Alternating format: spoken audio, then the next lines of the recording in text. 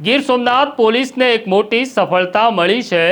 ડાયરા કલાકાર દેવાયત ખવડને સુરેન્દ્રનગરમાંથી ઊંઘતો ઝડપી લેવામાં ગીર સોમનાથ પોલીસે 5 જ દિવસમાં આખા ઓપરેશનને અંજામ આપી દીધો છે। સંત્રીથી લઈ મંત્રી સુધી ઓળખ હતી, પણ દેવાયત ખવડને કોઈ ઓળખ મદદમાં ના આવી, તેની વિગતે વાત કરવી છે। વૈષ્ણવજન તો તેને કહીએ જે પીડ પરાઈ જાનાને રે।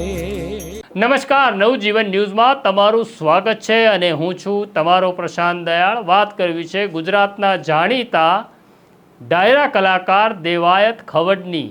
અમે અગાઉના વિડીયોમાં પણ કહ્યું હતું કે દેવાયત ખવડ જ્યારે ડાયરા કલાકાર તરીકે જાણીતા થયા ત્યારે જવાબદારીઓ પણ વધી, કારણ કે લોકો જ્યારે મંચસ્થ કલાકારને માન સન્માન આપે છે તેની સાથે વિશેષ જવાબદારી પણ સોંપે છે।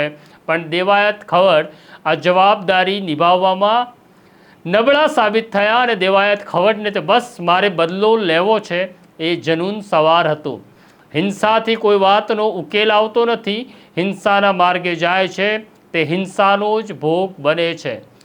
અગાઉ એક વખત જેલવાસ ભોગવી આવી ચૂકેલા દેવાયત ખવડને એવું હતું કે રાજકોટના ગુનામાં મને સારી રીતના પાછલા બારણે મદદ મળી હતી અને દોઢ મહિનો આરામ ફરમાવ્યા પછી રાજકોટ પોલીસે ધરપકડ કરી હતી। આ વખતે પણ દેવાયત ખવડને આશા હતી કે ગીર સોમનાથ પોલીસ મદદ કરશે। ધ્રુવરાજસિંહ ચૌહાણ નામના એક યુવાન સાથે અંગત બદલો લેવા માટે 5 દિવસ પહેલા ચરાળામાં એક ફિલ્મી સ્ટાઇલથી હુમલો કરવામાં આવે છે, જેમાં ધ્રુવરાજસિંહ ચૌહાણ ઘાયલ થાય છે। ગીર સોમનાથ પોલીસ હત્યાના પ્રયાસનો ગુનો દાખલ કરે છે। દેવાયત ખવડને એવું હતું, મારી ઓળખાણ મંત્રીથી લઈ સંત્રી સુધી છે, બધું જ મેનેજ થઈ જશે, મારો વાળ પણ વાંકો નહીં થાય। પણ આવા બ્રહ્મા જીવનારાઓથી કબ્રસ્તાન અને સ્મશાન ભરાયેલા છે। સિકંદરે કહ્યું એમ ખાલી હાથે આવ્યા અને ખાલી હાથે જવાનું છે, પણ આ જ્ઞાન સમજાય ત્યારે બહુ મોડું થઈ જાય છે। દેવાયત ખવડ પોતાના સાગરીતો સાથે ફરાર હતો અને ગીર સોમનાથ પોલીસની 7 ટીમો કામે લાગી હતી।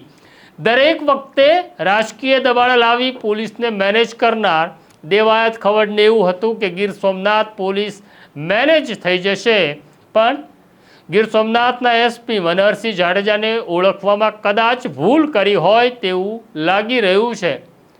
અમને જે જાણકારી મળી રહી છે, સત્તાવાર રીતે કોઈ આ વાતનું સમર્થન નથી, પણ અમારી જાણકારી એવી છે કે ગીર સોમનાથની લોકલ ક્રાઇમ બ્રાન્ચના અધિકારીઓને જાણકારી મળી અને સુરેન્દ્રનગર ટીમે ડેરા તંબુ તાણી રાખ્યા। ત્યાં દેવાયત ખવડ સહિત અત્યાર સુધી 3 લોકોની ધરપકડ થઈ છે। સત્તાવાર રીતે ધરપકડ દર્શાવી નથી, પણ પકડાઈ ગયા હોવાની જાણકારી છે। બાકીના સાગરીતો ક્યાં છે તેની જાણકારી પણ ગીર સોમનાથ પોલીસ પાસે છે। અલગ અલગ ગામોમાં સર્ચ ઓપરેશન ચાલી રહ્યું છે। શક્યતા એવી છે કે મોડી રાત સુધી મોટાભાગના આરોપીઓને પકડવામાં ગીર સોમનાથ પોલીસને સફળતા મળશે। આ રીતના ડોન જરૂર થવાય, પણ ડોનના રસ્તા કાયમ જેલ સુધી પહોંચતા હોય છે। પરિવાર જ્યારે પોતાના સ્વજનને પોલીસ કસ્ટડીમાં જોવે છે ત્યારે તેમના માટે આ સ્થિતિ બહુ પીડાદાયક છે। તમારા ઘરમાંથી કોઈ આ રસ્તે જઈ રહ્યું હોય તો તેને વારજો, કારણ કે હિંસાથી કોઈને જીતી શકાય નહીં, જીતી શકાય તો પ્રેમથી જ છે। આ ગાંધીનું ગુજરાત છે। કદાચ આ વાત તમને ખોટી લાગે, પણ કોઈ દિવસ હથિયાર રાખનાર હથિયારથી કોઈને જીતી શક્યો નથી। હથિયાર રાખનાર આખરે હથિયારથી જ માર્યો જાય છે। આ વાસ્તવિકતા છે। આ પ્રકારની સ્ટોરી જોવા માટે અમારી ચેનલ જોતા રહો, લાઈક કરો, સબસ્ક્રાઈબ કરો। અત્યારે મને મારા સાથી સોનુને રજા આપો। આવું છું એક નવા વિષય સાથે। નમસ્કાર। વૈષ્ણવજન તો તેને કહીએ જે પીડ પરાઈ